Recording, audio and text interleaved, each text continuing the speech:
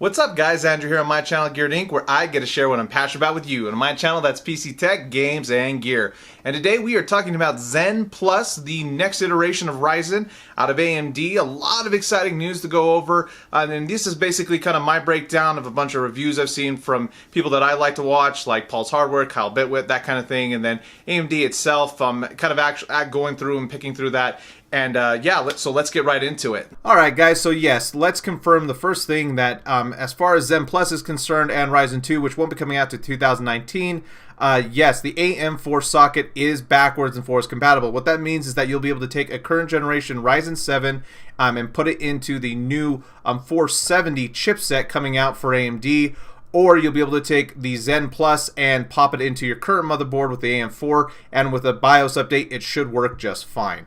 Alright, so let's talk about the release date. So we have two. There are two SKUs coming out February 12th, which are the 2200G and the 2400G. Now, these are APUs. What that means is that it's not only the Ryzen CPU, it is also going to be the Vega graphics, basically architecture on there as well, a cut down version, similar to how Intel CPUs have HD graphics. And so now you won't need a dedicated GPU, at least for those SKUs. There are going to be options there for Ryzen 3 and for Ryzen 5. However, Ryzen 7 is not going to have that option, at least based off the information that I've seen.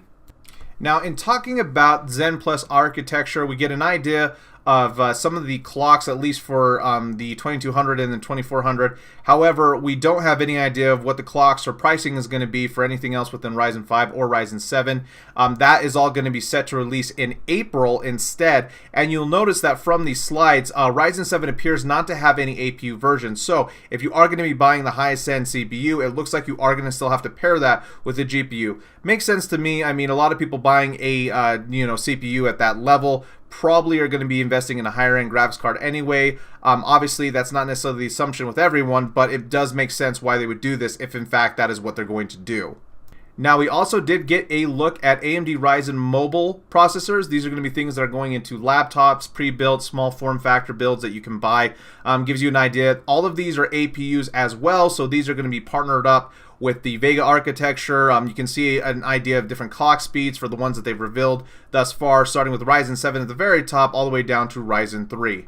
Alright, so we get to see that for 2018, we have the Zen Plus 12 nanometer die that they're going to be building these CPUs on. 52% IPC uplift delivered. Obviously, they're talking from Bulldozer, their previous architecture. So Zen 2 will not be coming out until 2019, Zen 3 in 2020, and that's also going to be on the 7 nanometer for both of those as well.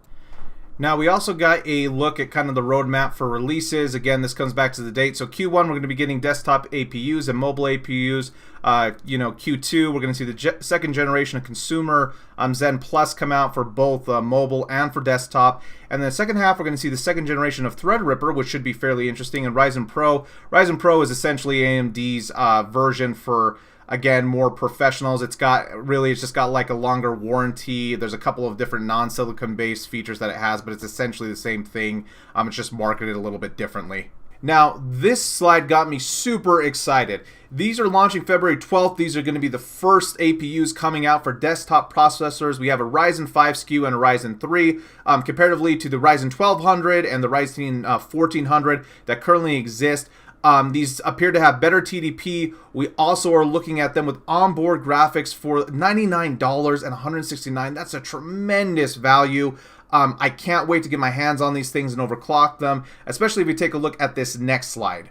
Alright guys, this is also an exciting slide. So you can see here, starting with the 8400 on the left, you get an idea of the price to performance. The 169 Ryzen 5 2104G with onboard Vega graphics absolutely kills it, even compared to the i5 8400 that has a dedicated graphics card. Look at the price difference. We're talking $140 for almost the exact same performance, the exact same TDP just for the CPU. That's absolutely tremendous.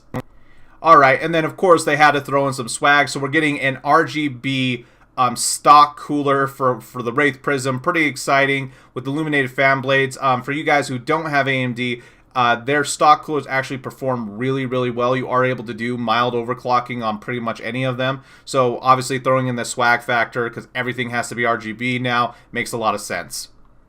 Alright guys, there you have it. An extremely strong showing out of AMD. I'm so excited. As far as for Vega, I purposely left just kind of my points on that out of this video. I'm going to be gathering information.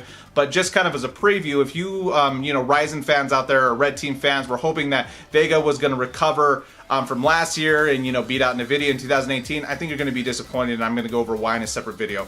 As far as for Zen Plus, it is shaping up to be quite exciting. I can't wait to get my hands on these new CPUs and see what they're capable of in terms of performance and overclocking.